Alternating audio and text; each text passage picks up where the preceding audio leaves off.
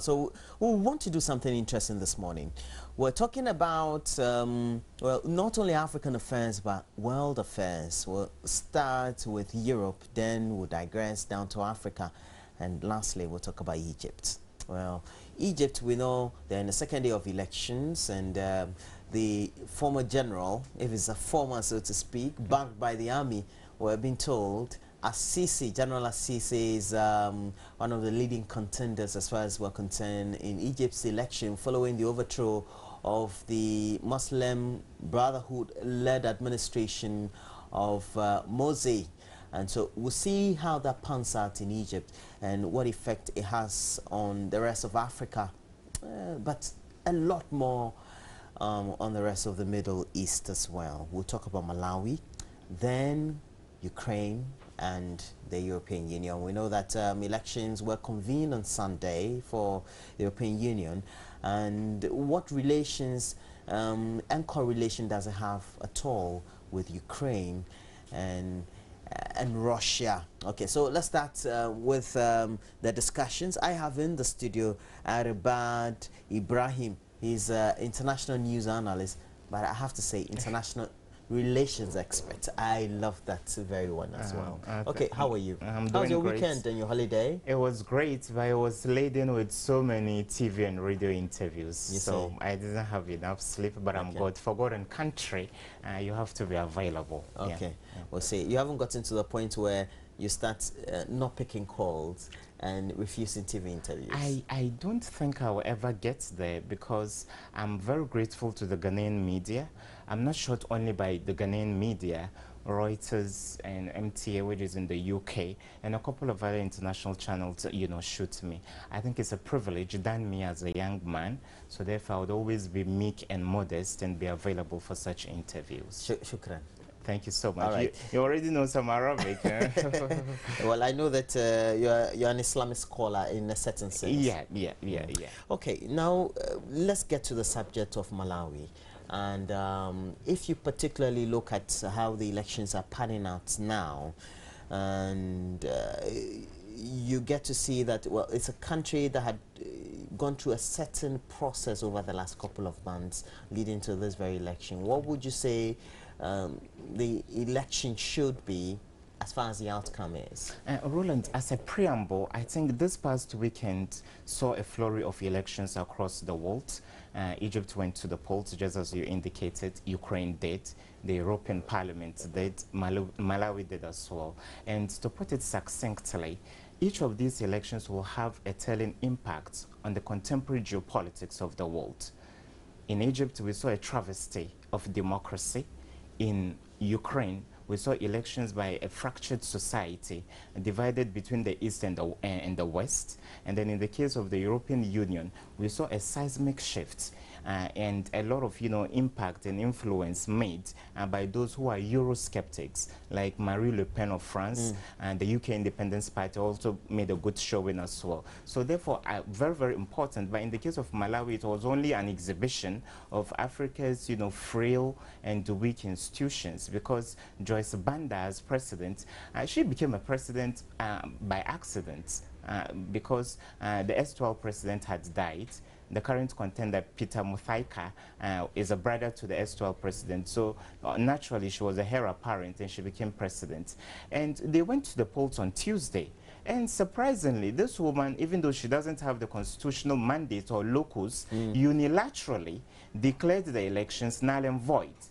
And then she, in a cunning way, wanted to be populist, and she said she was going to shift the goalposts. There would be elections in the next 90 days, but she wouldn't contest. I think that is a euphemistic way of saying, give me more in Africa after being dominated politically by a lot of testosterone, a lot of male dominance. We saw Salif of Liberia.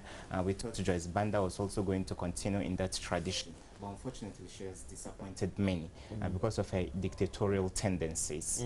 But well, it may be a very subtle dictatorial tendencies, not in the in the very euphemistic dictatorial structures and postures that you see in the past, etc. But the point is, it's a country that needs to forge ahead, particularly looking at the events in the run-up to Joyce Banda becoming the president. Yeah. Now, what legacy would she be leaving at all, particularly when the High Court says that despite the efforts to say the elections should be annulled, but those have been upheld? What legacy would she be leaving at all? I think her legacy will be ambivalent to Roland. She will go down in the annals of Malawi as a woman who was so strong, a political savvy, who braved the storm and you know, rose through the ranks to become vice president. I think that is a feather in her cap. But unfortunately, recent events have not shown that she's a person who is a willing party in relinquishing power.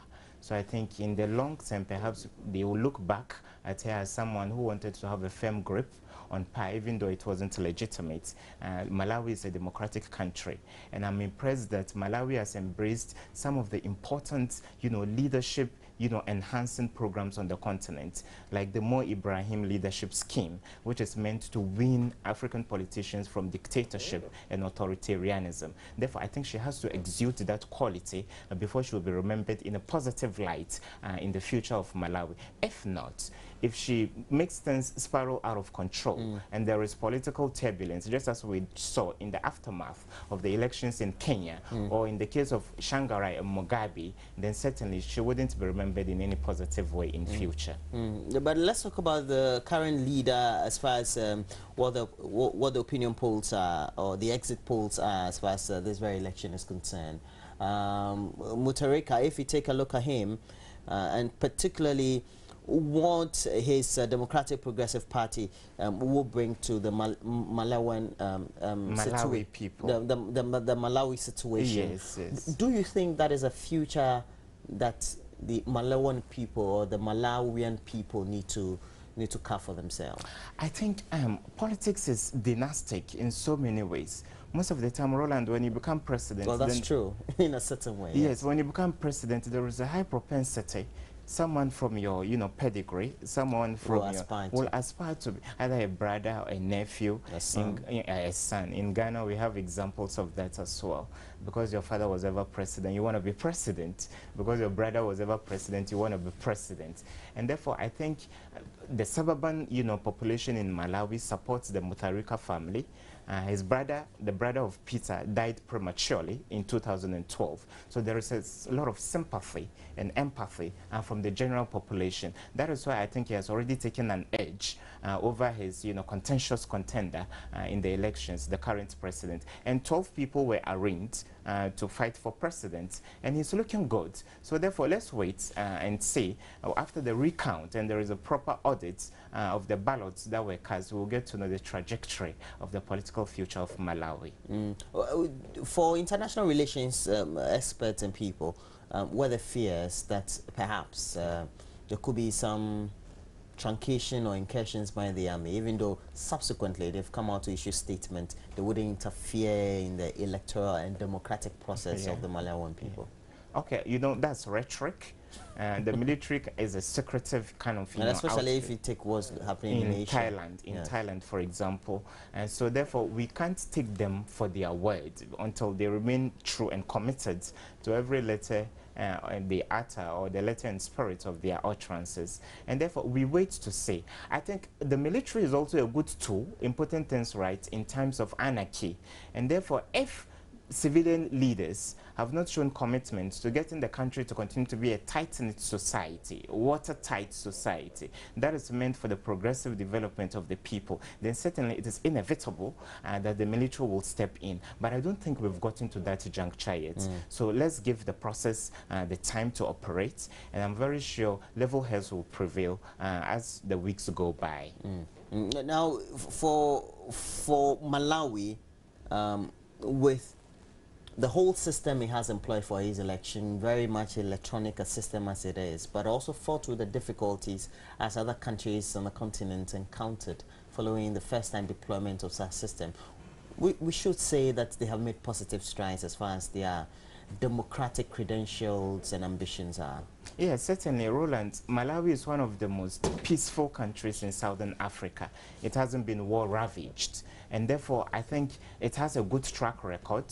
For the fact that they went biometric means that they really wanted to make sure that there wasn't any room for electoral violations and all that. So let's just wait for the process. And I hope after the recount, we shall, they will reach a common ground.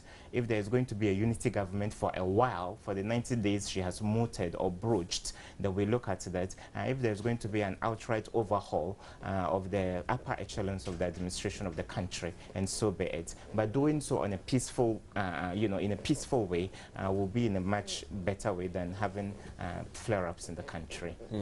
But you should say that at least they've done well for themselves despite all these upheavals. I think on a scale of 0 to 10, they would be hovering around 6 and 7. So therefore, I think democratically, in terms of peace and security, Malawi is looking just good. Oh. A perceptive marking scheme there. Yeah. And we're having in the studio, helping us with the discussions, Aribad, Ibrahim. Yeah. Which one is the right pronunciation? Belta, correct. Well, so international relations person, and he will be joined in the studio by Alimu Diallo. He's a regional coordinator for the West African Network for Peace Building, WANEP. And before we admit Alimu Diallo into the discussions, we'll have to take a short break. When we come back, we have a lot more for you. Do stay on. You're still watching here. Well, so we have Alimu Diallo, the regional, let me get the position right, regional coordinator for the West Africa Network for Peace Building, just known with the acronym WANEP, very popular around the sub-region. Thanks for joining us, Alimu Diallo. Always getting you on phone, but now you're showing us the traits that it's not difficult to get you in the studio. No. Okay, absolutely. So we're coming to Malawi. We'll have to move next to the subject of Egypt. But let's pretty much look at the Malawian election, and what do you think the current difficulties they're having with the results as they're coming in, and the postures of the current president Banda is having on, not only on perhaps the reputation of Malawi, but also how it will have a trickle effect on politics in the sub-region? Well, for me, I think the president has made some allegations of fraud, and she has asked for a recount. So, in an election, I think there are provisions that are made to address these issues. So, and the Electoral Commission initially said they are on top of the game, and the president should allow the process to go on. And for me, the interesting part of this is that it is the incumbent who is crying foul. So which shows that maybe the way the elections were conducted, there was a level playing ground, because usually it is the opposition that should be crying foul. So, and in politics, it is also very easy for a losing candidate to also start crying foul. So we have to just allow the process to go on and see what the final outcome will be. But in terms of the democratic credentials of the sub-region, I don't think it has any negative connotation, because if the sitting government is now, contesting the results, and the Electoral Commission is saying, I am on top of the game, allow me to continue the process, and the final outcome will then determine how we can then appreciate this situation in Malawi. Okay, any lessons we should learn at all? They also employed an electronic voting system. They also encountered difficulties as well. Yes, and that is why it's always good to have a plan B. It was always good to have a plan B. But it is important to go technology, because increasingly we are seeing that when elections are managed by men and men determine what happens, the tendency for rigging is likely. But it's important that we go electronic, and then we use technology to make sure that we minimize the influence of men and women in election results. So it's a first-time experience, and I think this should be encouraged in other countries as well. Yeah. Several kilometers, if not thousands of kilometers away, up north is Egypt. Now they've entered second day of elections, and for General Assisi, who now has turned I suppose democratically electable candidate in that very country. It's a very turning point of an event for Egyptians. One perhaps which they are not perhaps you say they are not necessarily not accustomed to. They're very much accustomed to some of these situations. Especially if you look at their past and President Mubarak and when you look at entry into politics. Yeah, the tendencies of Arabs are that they normally would kowtow to only dictators. We saw what Gamal Abdel Nasser did when he was Egyptian president. We're very much uncomfortable. So while the army would be criticized by international relations people like you and peace building people like you, a section of Egyptians still think, well, that's the right way to go. But then it brings a polarity in the Egyptian society. For me, the Egyptian case is setting a bad precedent, and I just want to support the previous speaker's comment for the fact that if majority of Egyptians were not comfortable with the way the government of Morsi was running Egypt, they should have waited for his mandate to end and demonstrate that in the ballot box, because the proponents of democracy, instituted term limit. So if you are not satisfied with the status quo, you are free to demonstrate, because demonstration, when it is peaceful, it is important for democracy, because it is a way of giving feedback to the government and also expressing your views and opinions as a citizen of the country. So they went to the streets, but I don't think it is it is a good thing for people to go out in the street and then say we want to change the leadership, we want to change the president, because there's time limit. They should have waited for the next election. And the second thing is from the way a military man has also contested the elections. Globally, we've seen a condemnation of military coup d'etat, and when a transitional government is instituted, the head of that transitional government is not allowed to contest, so that there will be a level playing ground for other contestants. So we are seeing the international community being silent on this. The African Union slammed sanctions on Egypt, but we are marginalized because of that. And in Mali, when the coup happened, what happened? They said the military should leave, and then they instituted an interim government. The same thing happened in Guinea-Bissau. The same thing happened in Guinea-Conakry. So when it is smaller countries, so the international community is ready to take action. But when it is big players, or maybe because of interests, political interest, it could be economic interest, whatever, people, they are silent on these issues. So it is setting a bad precedent. So God forbid that we do not see a recurrence of military coup d'etat, but what moral justification will be given for any military leader not to contest again elections? Okay, let me ask you this very question bordering on what you thought of the rule of the Muslim Brotherhood led by Morsi. Now, with the way they were going, there were some dissent within sections, or even those who had staged those revolutions within the early parts of the reign when they came in. So would you say that those dissent and expressive views they were positing were wrong in any way? I'm not saying they were wrong. They were just giving a signal to the government. So the government should have wisened up to change their strategy. That's the Morsi government. The Morsi government, to listen to what the people are saying. If they fail to, then they are digging their own grave in the next round of elections. So that is how democracy should function. There's no government that can satisfy the wishes of all the people, or that can meet the needs of all the people. Okay. But if there is a dissatisfaction which is being manifested by mass demonstration, it is a clear indication that the government, it might not be doing the right thing.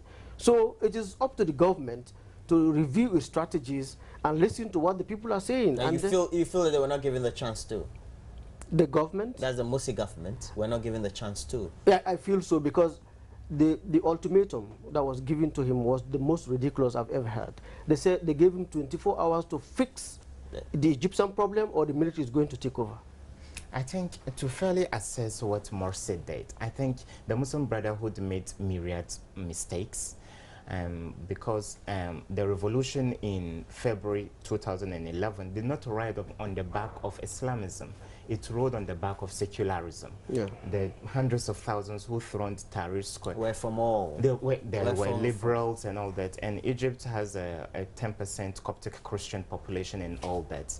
So if the Muslim Brotherhood was able to cash in upon that political vacuum, because apart from Hosni Mubarak, there wasn't any, political system or group that had crystallized to pose any challenge to the status quo. So the Muslim Brotherhood had been in existence since the time of Hassan al-Banna in the 1920s. So they were opportunists. So they jumped onto the bandwagon, and perhaps my colleague will know this. Initially, they even said they wouldn't field a presidential candidate. Then suddenly they fielded one, and they won. And within a space of a year, they wanted to entirely Islamize the country. And that was wrong as well. It was wrong. Because the Egyptian population was not accustomed to it. We're not ready for that sort of overall change as far as in their own perspective what their society should be. The change was unwelcome. It was too rapid. And the fact that Morsi also did not have, he was an academic. He was a technocrat. Well, we know that. So certainly he didn't have, the political, acumen. Even if you want to, go a certain path, there are ways of doing it in a subtle way without anybody realizing it. But he would parade fully bearded men on TV, quoting, venomous portions of the Quran, giving no chance whatsoever to minority groups and all that. So certainly, bottled up feelings of frustration would certainly explode. And they didn't expect that. Well, so he was off. So it wasn't beef of anybody at all. All the issues about democracy and everything. The government of Morsi didn't show that it was democratic enough. It did it? Yeah, he was under enormous pressure because, he was voted by the party that is largely in support of an Islamic republic. So he was caught in between. How do you navigate, between satisfying your people who voted you into office and also espousing the democratic credentials so that you can, institute a country that thrives on democracy and good governance. So this was a difficult balance for Morsi.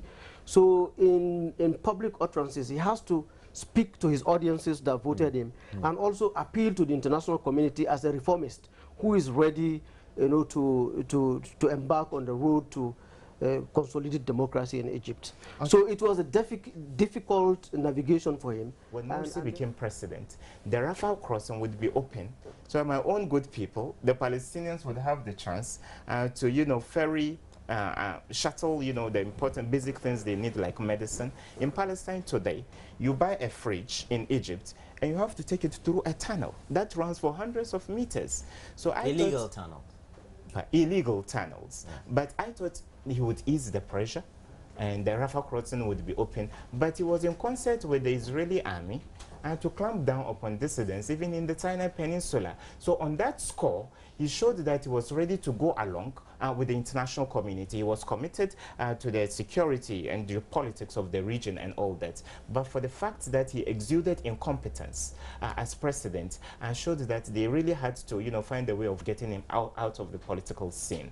Okay, so do you blame them then, now that a section or a large section of the Egyptian people seem to think that, well, the general, Assisi, is a welcome relief at all?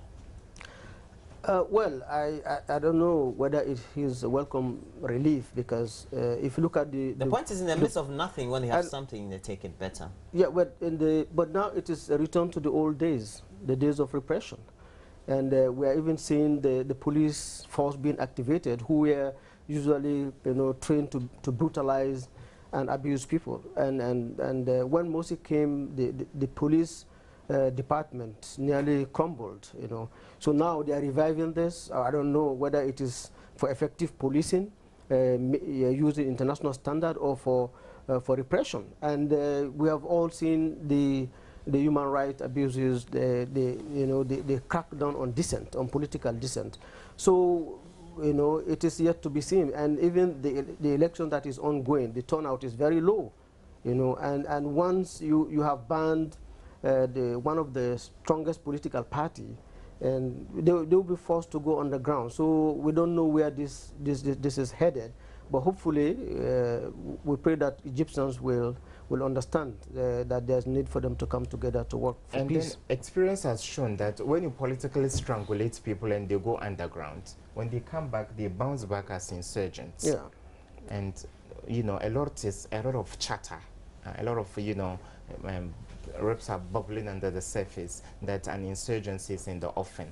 And Egypt is the epicenter of the Arab world. Absolutely. And the Arab League is headquartered in Egypt. So if Egypt goes up in flames, the whole of the Middle East will go up in flames. When you go to Cairo, you visit Egypt, and you go to Cairo and you go to some of the other cities around, you speak to the political elite, you always get the sense that, well, they are liberals, a bit Islamic, but they want their free will to express themselves. And if a regime is there that gives them the opportunity, they are all for it. The point is, what General Sisi will offer them, it's something the current generation perhaps have been very much likened to and very much accustomed to under President Hosni Mubarak. Now, particularly when we're being told that he is kind of emulating the traits of Gamal Nasser, and especially because Nasser had those difficulties with the Islamic Brotherhood, and subsequently the army also banning the Islamic Brotherhood. Those traits and those inclinations and those attributes being linked to Gamal Nasser tends to favor him as well. Yeah, exactly. If he plays his cards well, he's playing his card well, then Abdel Fattah al-Sisi will fit in perfectly. Gamal Nasser was a populist man. He was a people's man. When he, you know, convinced the Arab nations, Syria, Egypt, Iraq, that they had to go down on Israel, and that was the 1967 Six-Day War in 1967. And he was taken by surprise when the Israelis and the Americans bombarded him out of, you know, existence. He came out and said he was going to resign. He came on radio, said he was going to resign. In no time, people thronged the streets of Cairo, asking him to be reinstated, asking him to stay. So therefore, the politicians do not care whether you are a dictator or not. Yours is to give them a semblance of freedom. On Egyptian television, they don't discuss politics. They discuss soap operas, just things to keep people entertained. That was what Hosni Mubarak did to keep them in the political wilderness for the 29 years he was president. And therefore, if Abdel Fattah al-Sisi is able to play his cards well, then he can achieve that. But for the fact that the revolution, you know, gave a breath of fresh air in the political awareness of the people, and already they've tasted democracy, even though it was less than for only a year, there will always be that call for them to go back to a democratic system. But Mr. Diallo, if there's an outcome which, of course, according to where the lead is going, could lead to a victory for General Sisi, you're saying we're heading back to the old days, and then what will be the ramifications? We'll still be having... Well, the ramification would be that, as you rightly said, when people's right to participate in the political space, you know, are restricted, that they go underground, and in most instances, insurgency will brew. And even if al-Sisi is able to bring about a semblance of peace, because for him security is paramount. So if he's able to bring about a semblance of peace and security, it will be the one that is not sustainable. And by this I mean, when you use excessive repression, your country can still be peaceful, but it is because people are afraid to talk. Like if you look, an example in West Africa here, the Gambia is one of the most peaceful countries. But we know who leads the Gambia. There's a lot of dissent underground. So it is just a matter of time, you know, it will explode. So when you talk about sustainable peace, it's the lack of physical confrontation between organized groups, and then the presence of certain values, such as democracy, development, and equality. But when these are not available, and the people are afraid, you know, to speak up, they do not have, you know, the gut to challenge the regime. And when you do, you know, there is a price to pay. Then, for a moment, there will be a semblance of peace if there is the insurgency component did not surface. But in the long run, it is not sustainable. Certainly. So the best way, and for me, the unfortunate thing is that both Al-Sisi and his contender have insisted that they're going to ban the Muslim Brotherhood. So wrong step. So for me, I think reconciliation should have been priority ahead of security, because you can only bring about peace and security when the people are reconciled. So how they should look at working together to make sure that the interest of the Egyptian people is what is the focus of the government. And for them, it is not about Islamization. It is about bringing about democracy, wherein everybody will have their say. So how they are able to navigate that and make sure that they talk, to all the political opponents and bring them on board. Even if you're able to identify the voices of reason within these other different political parties, you might have a problem with one leader, but if you're able to identify some people whose ideology and philosophy resonates with what you want, you can then support that process and start to build the reconciliation. And the inertia and apathy of the international community in this whole political cogma is nauseating, Roland. It's nauseating. Exactly, because I expected that during the early days of the so-called revolution, that military turnover, the international community should have stamped its authority. Within months, we could have had a unity government with all the inclusiveness my colleague is referring to. You couldn't have just banned the Muslim Brotherhood. So that we would look at, a collective reconciliation for the country. But now the polarization has gone steep and deep, and therefore I don't think there is a going back for the people of Egypt. I know very well that they will settle this score through the barrel of the gun in the next few years to come. Well, during the period of the revolution, there were a number of issues that were playing in the international media as well as the geopolitical front of the world, just because of the various interest groups as far as the location of Egypt is concerned, the position it occupies in international relations, not only in Africa but also where it finds itself sandwiched between the Middle East and Africa and the rest of the Islamic world, and the respect it has, and etc. So I guess America was very tactful, the rest of the EU was very tactful at the time, and etc. Now, where do we go from here, supposing General Al-Sisi wins and the Muslim Brotherhood may be banned though, but we'll still have a lot of people underground. Groups even at the time of General Mubarak had always been available, but only they've been surprised. Exactly. Yeah. Shams of elections are always held in quasi-dictatorial regimes. Even Bashar al-Assad, in the midst of killing over 150,000 people, next month will go to the polls and be elected president anyway. So the Arab dictators have a way of finding their way out of, political, difficulties. But you see, the Arab world has never been as divided on any subject as it is on the subject of Egypt. There are two key Sunni players in the Middle East. They are Saudi Arabia because of its petrodollars, and Qatar, which runs the most efficient media house in the Arab world. What people know is Al Jazeera English, but Al Jazeera Arabic is even more powerful. It's the most powerful, actually. The most powerful. So Qatar and Saudi Arabia were on the same page on the subject of the toppling of Muammar al-Qaddafi. So they helped the NATO, no-fly zone efforts, the bombardment, the ammunition and all that. They helped in that. But when Egypt became a Muslim Brotherhood-led country, and Qatar has got Islamist leanings, in Qatar, they support the Muslim Brotherhood because the Muslim Brotherhood goes beyond Egypt. It's a political ideology in the Middle East. But Saudi Arabia, the big brother, the closest to the United States, is averse to the Muslim Brotherhood because what they have there is a dynastic royalty. So therefore, any other political system that will ruffle that will pose an existential threat to the royal family. So we know where Abdel Fattah al-Sisi came from. For those of us who work in diplomatic circles, we know he served for a long time in Riyadh. So therefore, certain buttons have been pressed by certain people, and for the fact that in the wake of the military takeover, Trillions of dollars were thrown in front of Abdel Fattah al-Sisi by Kuwait and Saudi Arabia. So therefore, for the fact that Qatar and Saudi are not on the same page currently regarding the seismic and tectonic shifts within the political landscape of the Middle East means that the hopes of the Arab Spring will be dashed. We wouldn't anticipate any further democratization of the region.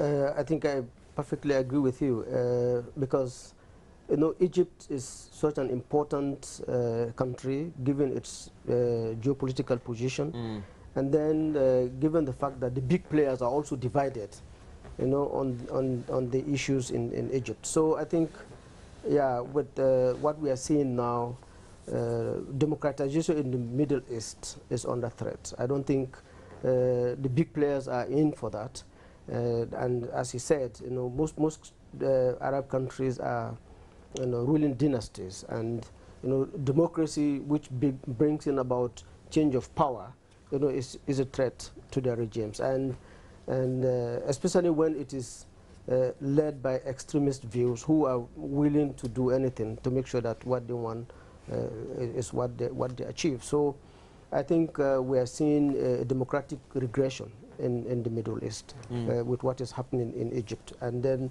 a continuation of establishment of military strongmen or dictatorships that will always have their way by intimidating people and weakening the opposition. Because like banning the Muslim Brotherhood, which is one of the most organized political party, I think is the Freedom and Justice Party, is one way of weakening the opposition in Egypt. And I don't think there's any other effective political party that can wrestle power from al-Sisi and whoever he wants to succeed in. And following the revolution, we've seen Egypt, unlike the period of Mubarak, become more alienated from sub-Saharan Africa. And, well, it's as if it doesn't exist even now at all in Africa at all. No, originally because of racial difference, most countries in the Maghreb, in fact, when the Arab army was moving in medieval times and they came into contact with East Africa, they got to the Maghreb.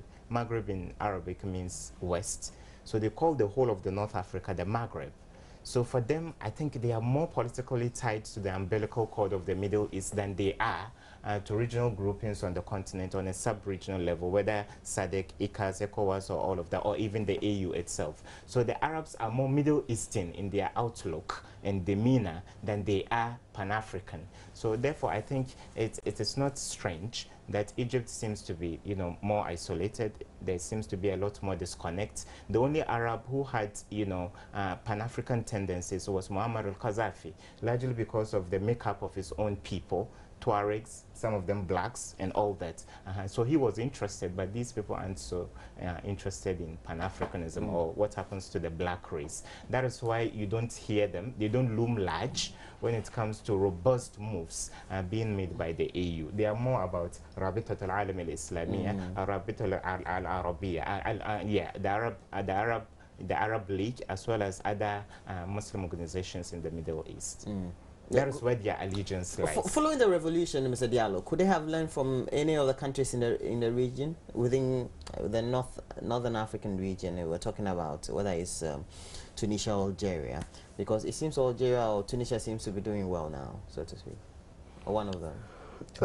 Yeah, Tunisia. I think Tunisia is doing very well, and one of the reasons is because of the level of human development in that country. Okay. Tunisians are highly educated. And the Arab Spring even started in Tunisia and then it was replicated in other countries. So I think Egypt could have learned a lesson from that actually, and see how they can maintain a stable regime, and sustain the revolution, because the revolution is about change. And now, if we are going back to the old days, it's unfortunate after so much blood have been shed and so much destruction of infrastructure. I thought this could have ushered in a new change, wherein they can consolidate democracy and unify the country. And Egypt is such a big player. Even in the African Union, Egypt used to be one of the 5 key players in the AU. But now, the reason why we are seeing Egypt is now not being much considered is because of the AU sanctions. After the coup d'etat, Egypt was suspended.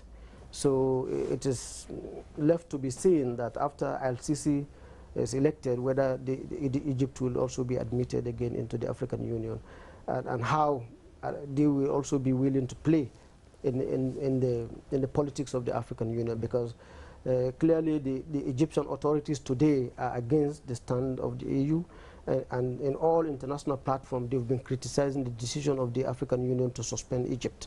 So, and if Al-Sisi, who led the military coup, is now the president, I don't know whether he will want to come back and join the African Union and take their position. So we'll have to wait and see. The point is they need to be a country in transition of a positive democratic credential, and if they're doing that, I don't think the AU will have any difficulty at all. No, the AU will open its arms in a warm embrace. You could consider them as prodigal, a prodigal pariah state. If you're ready to democratize, there are even ways of, getting back the Muslim Brotherhood into the political fold of the country. You just have to apply tact and acumen to that. And if you're able to convince the AU and meet the necessary benchmarks, why not? There have been times countries have been suspended from continental blocks and they've been readmitted. So just satisfy the conditions and you are good to come back. But I think maybe the Egyptian military will have a lot of hubris. They will feel too big to eat humble pie and come down to the AU and then beg for reinstatement. But if they do that, it won't augur well for the kind of regional integration we commemorated some 2 days ago when we celebrated the 51st anniversary of the OAU, which transmogrified into the AU in 2001. Okay, so just far away in Egypt, you have to cross the Mediterranean and go deep into mainland Europe, and before you get to Ukraine, though. And usually in the eastern parts, there's always been this geopolitical conflict between what the West is and what the east of European ideologies are. And well, President Putin really showed his muscles the last couple of months, if not weeks, over Ukraine. Now we're being told that they're having elections, and already we've had some polls in Donetsk. They will want a breakaway or secession and all that. Russia is a very big player in Europe, so to speak, and especially because of the economic indices of Europe's dependency on Russia for gas and all that.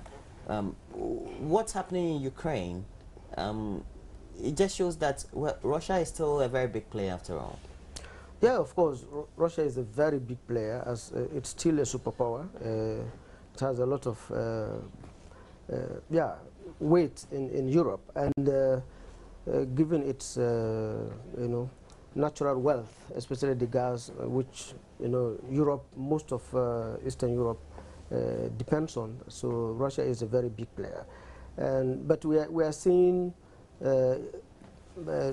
some sort of backtracking of Putin, because when the issue started, he was in full support of Crimea, and but recently he did not agree on the secession of Donetsk, and when they were planning for the elections, he said he's going to recognize any government that is elected. So that is a big shift, trying to recognize the authorities in Kiev. And now we have an elected president already. The chocolate billionaire has emerged as a winner, and he has said he's not going to negotiate with the rebels or the terrorists, as he termed them. So, and he has even intensified the attack on Donetsk right now. So the battle is raging. I think about 30 of the rebels have been killed, according to reports this morning. So, but the government is now going on the offensive, and the fact that Russia is not giving military backing openly to Donetsk, so it gives the government of Ukraine, the government of Ukraine, a lot of hope of using its military superiority to overcome the rebels. I think the permutations into the market of China and create all those alliances. China has always been an ally, so to speak, but more important one because of what it is now, an emerging power. Okay, so that's been our discussion this morning. We've been going all political, but internationally, looking at how respective politics of countries affect the politics of the world. And we've been speaking a lot more on Africa, Egypt, Malawi. I've had as my guest in the studio Ali Diallo. He's a regional coordinator for the West African Network for Peace Building and international relations analyst. And Aribad Ibrahim has also been with us. Thanks, gentlemen. We hope to have you sometime in the studio for us to have a lot more lengthy discussion on subjects of international politics and whatever affects peace, not only in a sub-region, but elsewhere on the continent. That's been it.